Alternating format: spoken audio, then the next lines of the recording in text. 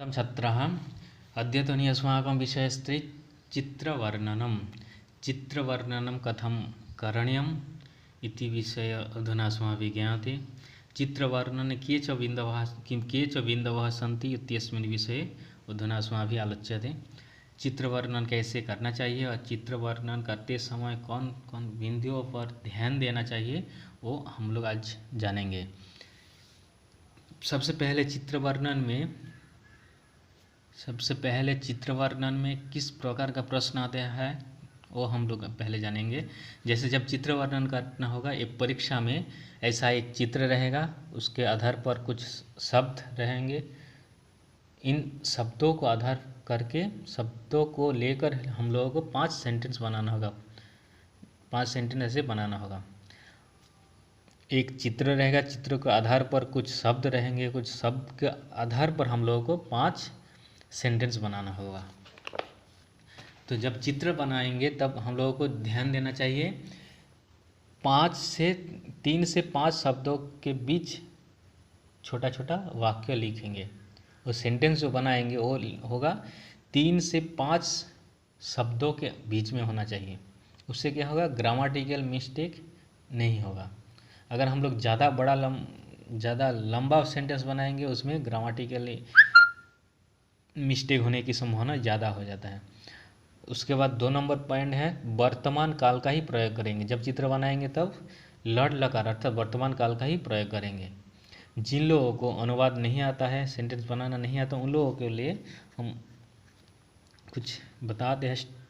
जैसे उन लोगों के लिए है ये दोनों पॉइंट उन लोगों के लिए जिन लोगों को अनुवाद नहीं आता है। जैसे सेंटेंस को बढ़ाने के लिए सबसे पहले अस्मिन् चित्रे और अत्र ये दोनों का प्रयोग करेंगे। दोनों का मीनिंग एक है। अस्मिन् चित्रे जब प्रयोग करेंगे तब अत्र का नहीं प्रयोग करेंगे, जब अत्र का प्रयोग करेंगे तब अस्मिन् चित्रे इसका प्रयोग नहीं करेंगे। अस्मिन् चित्रे एक बार प्रयोग करेंगे, बार बार 5 सेंटेंस है, 5 सेंटेंस में अस्मिन् चित्रे ऐसे प्रयोग नहीं करेंगे। एक सेंटेंस में लिखेंगे अस्मिन् चित्रे, दूसरा सेंटेंस में अत्र लिखेंगे, तीसरा सेंटेंस में फिर अस्मिन् चित्रे, चौथा सेंटेंस में फिर अत्र। ऐसे करके हम लोग 5 सेंटेंस बनाएंगे सेंटेंस को बढ़ाने के लिए। और क्रियापद में हमेशा अस्ति स्त सन्ति ये 3 क्रियापद प्रयोग करेंगे। जिन लोगों को अनुवाद नहीं आता सिर्फ उन लोगों के लिए।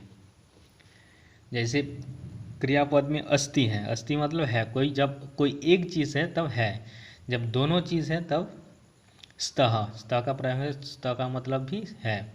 सन्ति जब बहुत सारी चीज़ है तब सन्ति है।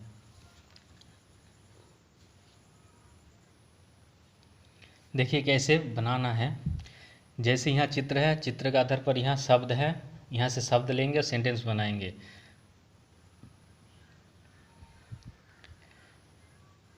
जैसे यहाँ नदी शब्द है, यहाँ नदी को लेकर हम लोग सेंटेंस बनाएंगे। जैसे हम बताए थे अस्मिन् चित्रे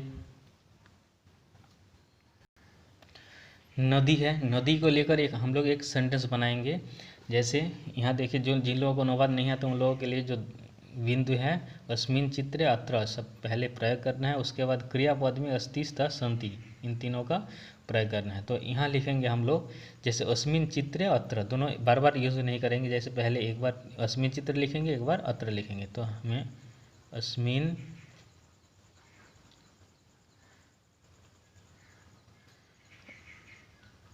चित्रे नदी बोले हैं, एका नदी एक वचन में है इसीलिए नदी एक वचन में है, इसीलिए यहाँ स्त हो जाएगा, अस्ति हो जाएगा, नदी अस्ति। एक सेंटेंस हो गया। दूसरे देखिए वकाहा, 2 नंबर में है वकाहा ये बहुवचन में है। तो यहाँ लिखेंगे हम लोग एक बार अस्मिन् चित्र लिख दें, फिर अस्मिन् चित्र बार बार लिखेंगे नहीं, बार बार अस्मिन् चित्र लिखेंगे तो दिखने में अच्छा नहीं लगेगा। तो यहाँ अत्र लिखेंगे, अत्र मतलब यहाँ पर या अस्मिन् चित्रे अत्र वकाहा, बहुवचन में है वकाहा इसीलिए यहाँ सन्ति होगा। फिर यहाँ देखिए 2 है, वृक्षो है, दोनों द्विवचन में है। तो यहाँ लिखेंगे फिर से अस्मिन् चित्रे मतलब इस चित्र पर द्वौ, दो मतलब दोनों, क्या है, वृक्षौ, दो वृक्षो है, हंसो है, तो कोई भी एक हम लिखेंगे, दो वृक्षो। दोनों है तो दोनों के लिए यहाँ द्विवचन में स्त का प्रयोग है, होगा स्त। 3 सेंटेंस हो गया। उसी तरह होगा, फिर इसको अगर बढ़ाना चाहेंगे तो यहाँ देखिए 2 हंस है, 2 वृक्ष है, एक नदी है, ये नदी है, तो फिर हम लोग लिख दिए है 2 वृक्ष हो गया, फिर 2 हंसों लिखेंगे, तो इस हम लोग फिर लिखेंगे अत्र द्वौ हंसौ स्त, क्योंकि हंसौ द्विवचन में, इसीलिए स्त क्रियापद भी द्विवचन में होगा।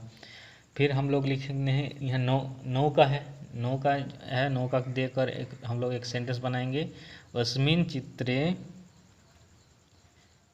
अस्मिन् चित्रे एका नौका अस्ति।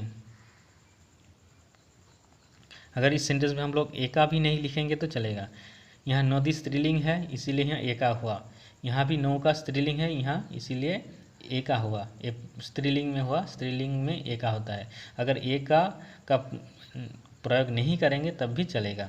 यहाँ भी एका नहीं लिखेंगे तब भी चलेगा, लेकिन हम लोग सेंटेंस छोटा लिखेंगे, लेकिन वो सेंटेंस ग्रामेटिकली सही होना चाहिए। धन्यवाद। हाँ, ऐसे करके आप लोग भी अभ्यास करें।